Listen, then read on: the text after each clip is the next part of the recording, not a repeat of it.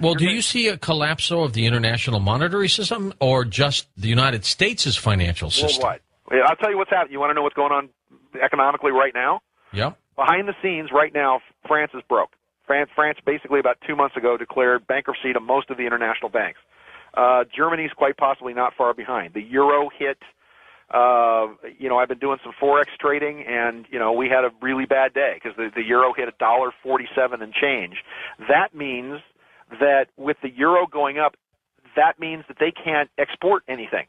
That means the French and the Germans they're screwed. They can't export anything to anywhere else in the world. That also means that with the U.S. economy tanking and with the U.S. dollar plunging to new lows, that means that you now have BMW moving factories into the United States. You now have Boeing getting contracts. You have Airbuses now being moved into the U.S. because the dollar is so cheap here. Well, that's a good thing, right? It is in one aspect because we've kind of become the new Guatemala, if you will. You mean our workers will become those lower paid workers? Well, because what's happened because of the dollar, because the dollar is tanking. Back in March of 2006, they took the Federal Reserve note off the M3 index, and once they did that, they didn't have to explain to anybody how much currency was actually in circulation. That was the only thing because that index had all kinds of things that went. I mean, wages went against it, prices went against it. People could have sort of an idea as to how much money is in circulation, and they basically just said, "We're not going to tell you how much money is in circulation." I did an interview. I had a conversation with the head of the Federal Reserve Bank in San Francisco, and I printed it in my newsletter. And I flat out asked him, and this was about 2 years or so ago. I said, "How much money is in circulation?" And he said, I don't know, about $650 to $700 billion cash is actually in circulation. And I said, what's the national debt? And he said, well, it's about $8 trillion. And I said, what does the national debt have to be paid in? And he said, well, Federal Reserve notes. It's like, well, how are we supposed to pay the national debt when there's not enough money in the world to actually pay it? And he said, I don't know. And, eloquent answer, I don't know. He said, we're going to go to some kind of credit debit system where they're not even going to bother printing the money anymore. It's going to be photonic. It's all going to be blips of light and photons and all on your credit card, and eventually, which will go to an RFID identifying chip system, which is the cashless society.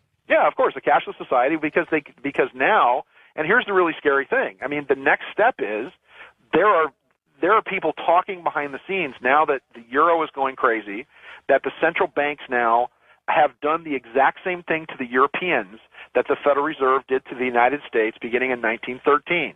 In 1913, here's an interesting conspiracy theory for you, the only people that could have stopped the Warburgs and the Morgans and the bankers, the Rothschilds and these gangs from forming the Federal Reserve were people like the Astors, and they all died on the Titanic. So the minute all the wealthy people die on the Titanic, it then allowed them to set up the central bank and set up the Federal Reserve in 1913. Now, there's not another conspiracy there. Oh, there is, but it has to do with them withholding reports and the prize that was given to the captain for making the crossing in record time and sailing right into an ice field. But the Astors died, and that allowed them to all meet at Jekyll Island and form the Federal Reserve and basically get complete control of the money supply. It took them 20 years, from 1913 to 1933, to bankrupt the government of the United States. What is happening in Europe is that the European Union and the formation of a central currency there, they are doing exactly the same thing to the Europeans they did to us. They will bankrupt out Europe, and once they bankrupt out Europe and form a depression, if you will, they'll be able to gain complete control of assets, and they'll do everything to the Europeans that they did to the United States between 1933 and 1945. You're just seeing an acceleration of that process now. And with France, and France is done. I mean, you'll see riots in France by the end of this year. By January, February, you'll see riots in Paris. You'll see riots all over because their entire social structure is going to completely collapse. The country's bankrupt. They can't export anything. Germany's the same way. And why allow this to happen? Because it allows them to get control of assets in the United States. They're talking about maybe just letting the dollar collapse. And if the dollar collapses in the United States, then that means if the U.S. dollar is worth the same as the Canadian loon and tune, and if it then becomes worth the same as the peso in Mexico, they're already minting the Amero out of Denver. You're right. Which means that they then replace the currency, and over again. I've been saying that the currency for North America, for the NAU, the North American Union, again, something I've been talking about since the Vajra Chronicles of 1994, that the NAU will be the United States, Mexico, and Canada, and they introduced the Amero, and the Ameros are silver, and they'll all be backed by silver. And you just saw silver hit my other benchmark, which was $15. I talked about it before. Yep. I started recommending silver on the program back when it was $3. Then I said it was going to go to 9 by Christmas of 2005. Then I said it was going to go to 13, and it went to 13. Now it's up to 15.33. Silver's going to hit $30 by next year. You'll see silver at $30, and you will see gold. Here's a major prediction for you kids.